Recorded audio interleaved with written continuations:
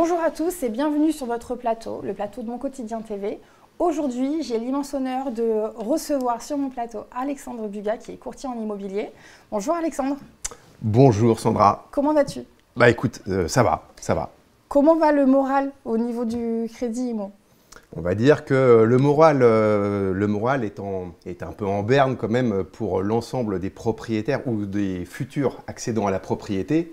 Parce que les conditions d'inflation, les conditions aussi de projection dans l'avenir, te dire si je m'engage, est-ce que je suis en capacité de m'engager sur une longue durée pour acheter un bien immobilier?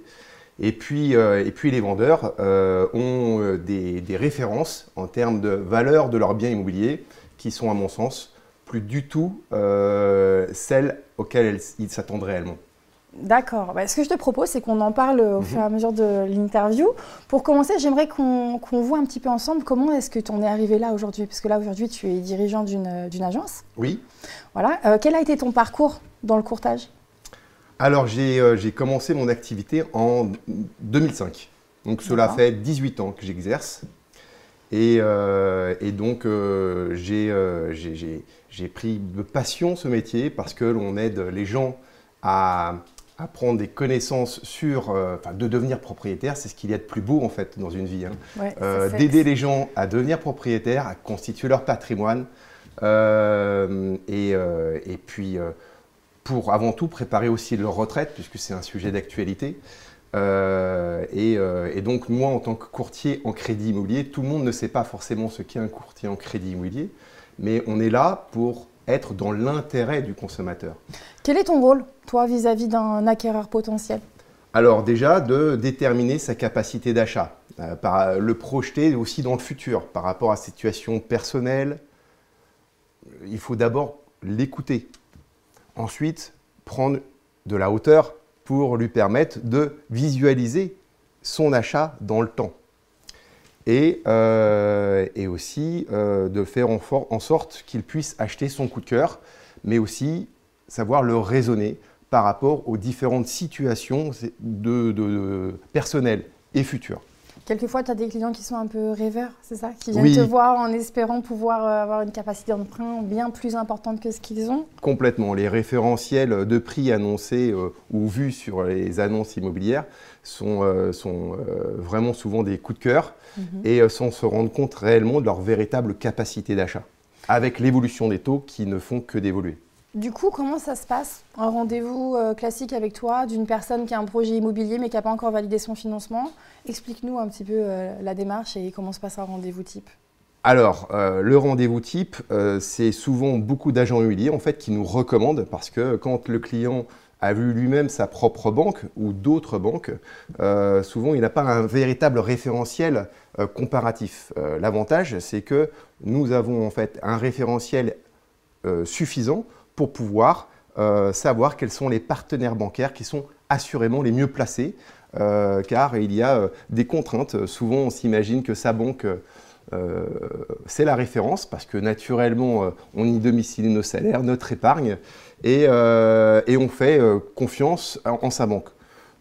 C'est bien, mais comme tout achat aujourd'hui, quand vous faites un achat ne serait-ce que d'une ligne Internet ou téléphone, vous voyez bien que vous avez des différences majeures quand vous n'êtes pas client en fait, de la banque. Quand on est acquis par la banque ne fera pas d'efforts réels. Une nouvelle banque peut être en capacité de faire de véritables efforts, en tout cas suffisants pour vous acquérir, parce que son objectif, c'est de vous capter comme client, en fait, de capter le client, ses salaires, et puis aussi, chaque banque a des objectifs différents en fonction des périodes. Du coup, toi, ton rôle, c'est de mettre en relation les acquéreurs avec les banques qui pourront leur donner le maximum de capacité d'emprunt par rapport à leur profil personnel? Tout à fait. D'accord. Et est-ce que tu peux nous parler je ne sais pas si tu as des taux de transformation, des choses comme ça par rapport aux personnes qui passent dans ton agence? Parce que toi, tu es sur l'agence de Chiesi.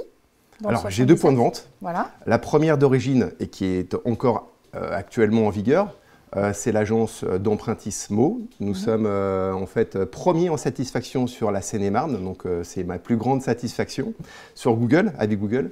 Donc nous avons ouvert une deuxième agence sur le secteur de Chessy. Aujourd'hui, nous sommes 8 courtiers expérimentés vraiment bien reconnus de la part de nos partenaires bancaires, puisque nous ne sommes pas je veux dire que nous ne sommes pas l'un contre l'autre, bien au contraire, nous sommes là pour accompagner en fait les clients vers des banques qui en font la demande. Je veux dire que les partenaires bancaires qui sont en retard sur leurs chiffres, par exemple, font souvent appel à nous, pour ne pas dire tout le temps. C'est là notre force, c'est aussi de leur apporter une clientèle qui est accueillie avec une certaine maturité sur leur future acquisition. Tout a été bien pesé.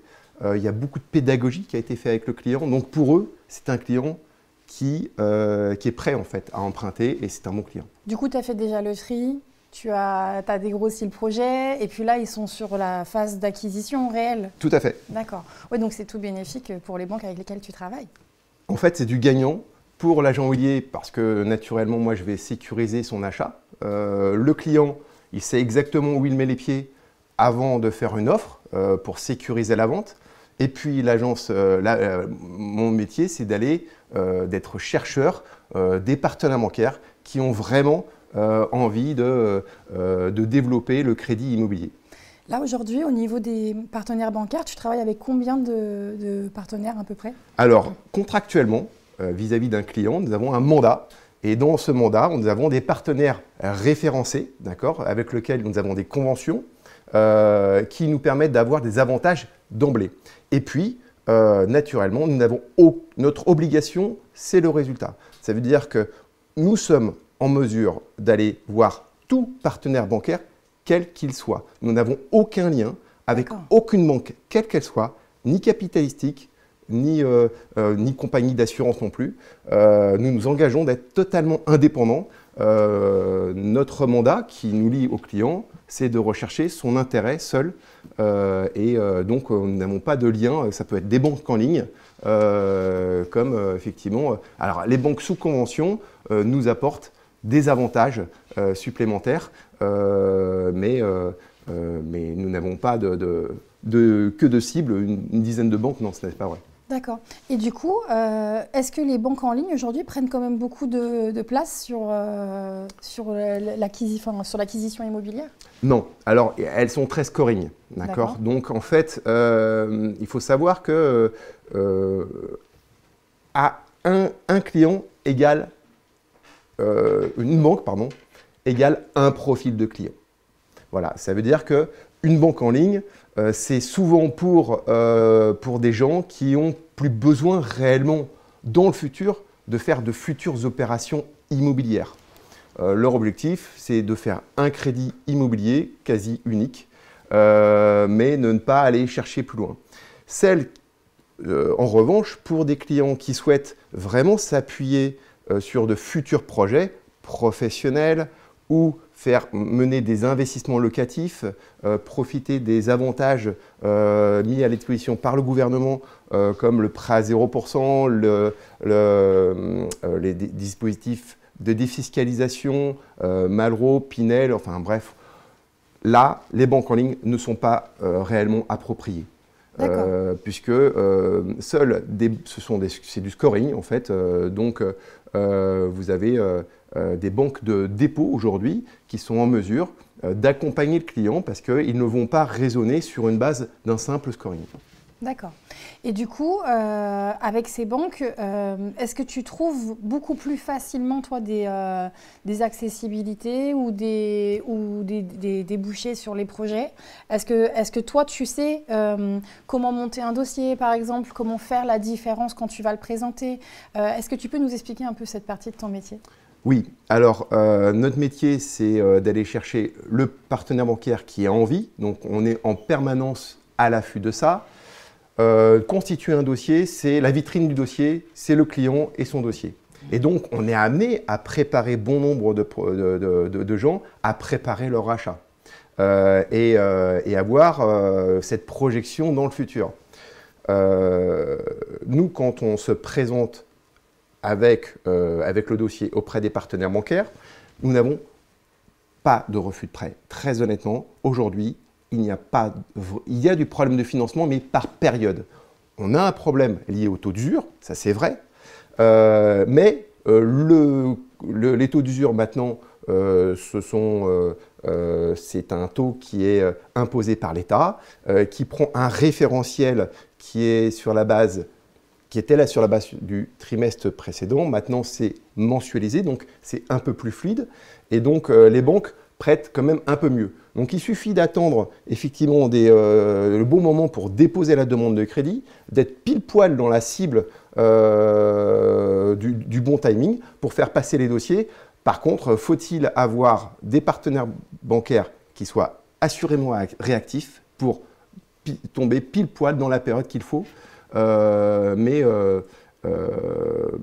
c'est sûr que quand on rencontre la période où le taux d'usure, on a eu l'augmentation du taux d'intérêt et que le taux d'usure, lui, n'a pas augmenté entre-temps, là, on a un véritable blocage sur l'ensemble des partenaires. Par contre, nous savons quels sont les partenaires qui nous permettent, par exemple, de bloquer les conditions de taux pendant une durée suffisante et du coup, d'attendre simplement que le plafond du taux d'usure augmente pour pouvoir faire passer le dossier. C'est vrai qu'on a la chance d'avoir les informations en temps réel, ce qui nous permet d'agir en temps réel. Et c'est un métier où il faut être très dynamique, réactif, de confiance avec les partenaires bancaires, mais surtout notre client, on ne recherche que son intérêt, et donc ce qui est important, c'est d'avoir un langage vrai avec lui, et c'est ce qui a été apprécié. Et sur ça, on peut compter sur toi? Oui, puisque je fais le service après la vente. C'est-à-dire que là, clairement, si demain le client rencontre une difficulté, s'il a par exemple il a un accident de la vie, ce qui arrive, hein, j'ai eu un client qui a eu un accident de moto, il a été arrêté pendant 18 mois. Souvent, les gens ne se rendent pas compte de ce qu'ils prennent comme assurance de crédit liée. L'assurance de crédit, ils ne savent pas ce que c'est. Ils pensent que c'est que pour le décès et l'invalidité. Parce que toi, tu fais aussi les assurances en plus du crédit. Oui, un crédit immobilier, c'est une mensualité auquel viennent s'ajouter une assurance qui est, elle, quasi obligatoire. Hein. Je veux dire que pour les cas où ce n'est pas obligatoire, il faut avoir des capitaux simplement très importants en face, pouvoir mettre des garanties en face. Mais sinon, l'assurance est obligatoire et donc le consommateur ne sait pas réellement ce qu'il a dans l'assurance de crédit. Très souvent, il pense que c'est l'assurance chômage, ce qui est absolument faux. Il pense que c'est l'assurance qu'en cas de décès. Et puis, il y a un certain nombre d'options que les banques ne possèdent pas forcément auprès de leur propre réseau. Donc, nous, notre but, c'est de faire en sorte que le consommateur sache exactement ce qu'il achète dans la durée et donc l'aider un petit peu à peser les conséquences de son choix. En cas de nécessité, il pourra s'appuyer, il pourra être appuyé, il pourra avoir le confort de me rappeler pour savoir je suis dans cette situation particulière, qu'est-ce qui s'offre à moi pour pouvoir répondre à cette situation difficile, puisqu'il y a une perte de revenus en fait. Quand on a un accident de la route, par exemple, et qu'on ne peut pas aller travailler, eh bien, on a un maintien de salaire pendant 90 jours. Après, nous avons une perte de revenus. Et là, c'est là que les questions se posent, puisque le crédit immobilier, lui, doit continuer d'être payé, honoré, et souvent, les gens ne savent pas dans quelles conditions ils peuvent l'être. Et là, je les aide. Et puis, la prestation, ils n'ont pas à repayer quoi que ce soit. C'est vraiment le service après la vente. Oui, okay. Exactement. D'accord. On a constaté que depuis la fin de l'année, il y a quand même moins d'acquéreurs sur le marché immobilier. Les chiffres sont tombés là sur le premier trimestre. Il y a moins 55% d'actes authentiques réalisés donc, sur le premier trimestre 2023.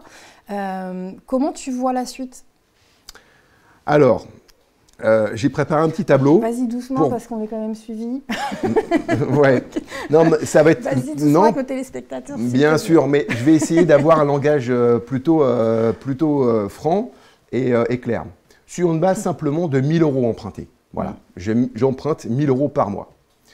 Le référentiel, c'est qu'en mars 2020, tout le monde s'en rappelle, mars 2020, puisque c'était le Covid. Nous avions des taux d'intérêt qui était de 1,35. Ça veut dire qu'on pouvait, avec 1 000 € d'emprunt, emprunter 255 000 €. C'est la référence. Et dans ce tableau, depuis mars 2020, j'ai fait une projection par rapport au taux actuel. Nous sommes aujourd'hui à 4%. Ça veut dire qu'on a perdu, par rapport à mars 2020, 66 000 € d'emprunt.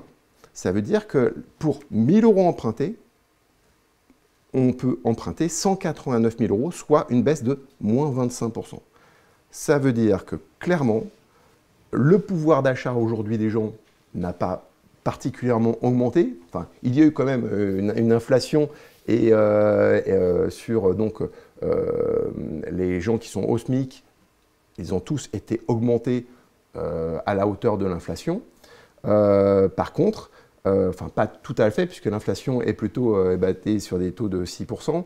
Là, on était plutôt sur 3%, enfin bref. Mais ce que je veux dire par là, c'est que sur une base de 1 000 €, au moins ça donne un référentiel, je pense, pour tout le monde, eh bien, les gens ont perdu moins 25% de capacité d'emprunt. Ça veut dire qu'en mars 2020, 1 000 €, 255 000. À aujourd'hui, c'est 189 000 pour la même mensualité. D'accord. Donc là, tu parles sur les données pour juin 2023 ? Exactement. D'accord. Qu'est-ce qui va se passer sur les mois suivants jusqu'à la fin de l'année ? Est-ce que tu as une projection ? Est-ce que tu as déjà une idée de ce que ça va donner pour la suite ? Alors, on a quand même une petite idée. Alors, cette inflation, enfin, cette hausse de taux d'intérêt, elle est prise par la Banque centrale européenne qui a seul objectif de déterminer sa politique de taux d'intérêt qu'en fonction des chiffres de l'inflation. En fait, c'est sa ligne de mire. Donc, tant qu'il y aura une inflation importante, en tout cas au-delà des 2%, les taux d'intérêt augmenteront. Comme quand j'appuie sur l'interrupteur, il y a la lumière. Quand on a une inflation qui est supérieure, strictement supérieure à 3%, parce que la cible de la Banque centrale, c'est d'avoir une inflation à 2%, eh bien, nous aurons une hausse des taux d'intérêt pour faire ralentir l'inflation. D'accord. Aussitôt que cette inflation aura atteint 2%, les taux d'intérêt reviendront à quelque chose. Clairement, nous étions dans l'anormalité avant.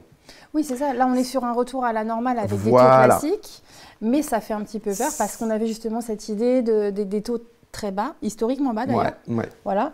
Qui faisait qu'on avait l'impression que c'était la normalité. Le problème, c'est que nous étions anormalement bas. Aujourd'hui, nous allons retrouver en fait un cadre plutôt normal. Donc, ça veut dire qu'on peut se dire qu'aujourd'hui, emprunter sur une base de 4%, c'est plutôt logique. Par contre, les taux d'intérêt peuvent augmenter et continueront d'augmenter tant que cette inflation n'est pas cassée.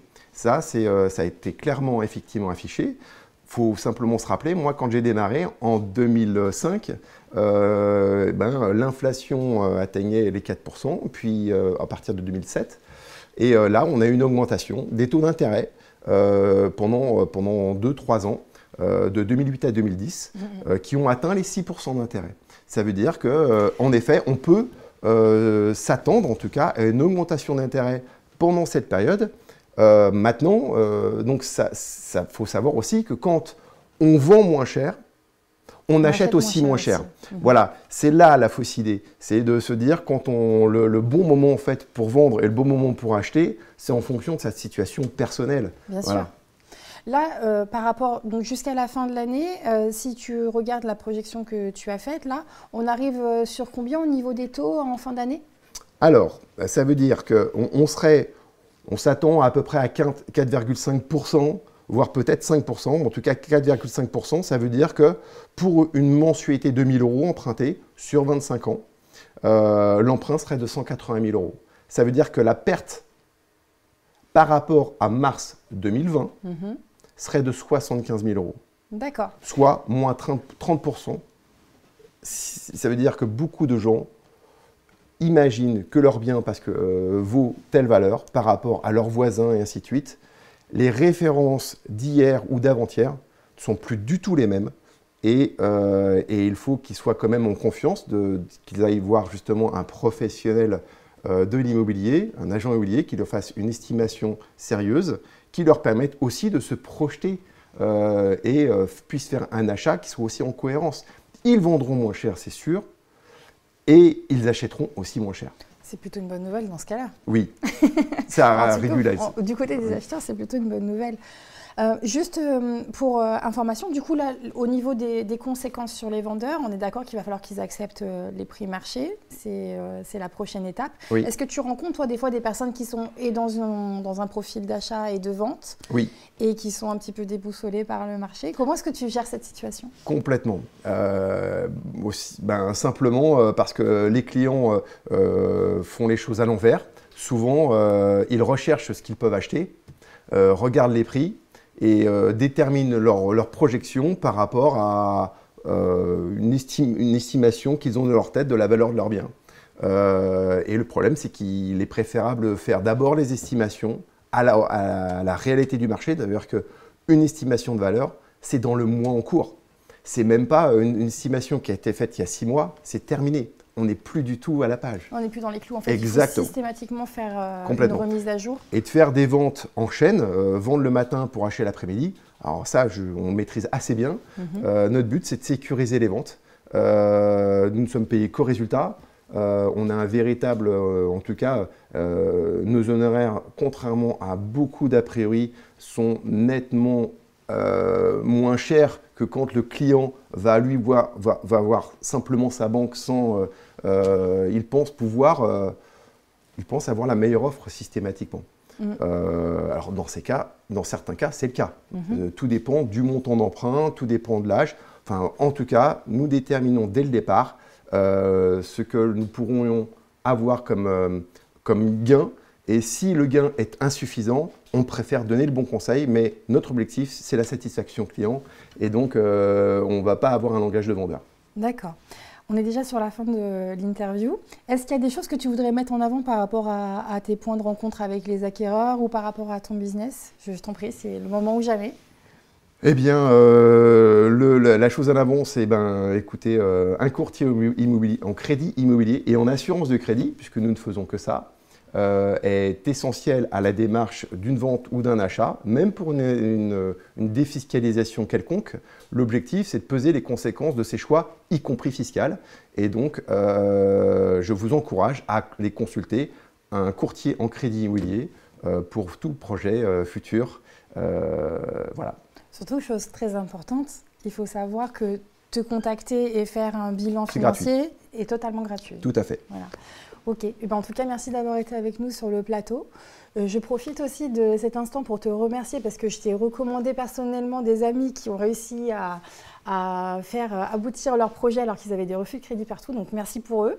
Et puis je vais remercier aussi la production de nous avoir donné la possibilité de faire cette émission. Merci à vous de nous avoir suivis et puis j'espère à très vite sur une prochaine émission. À bientôt.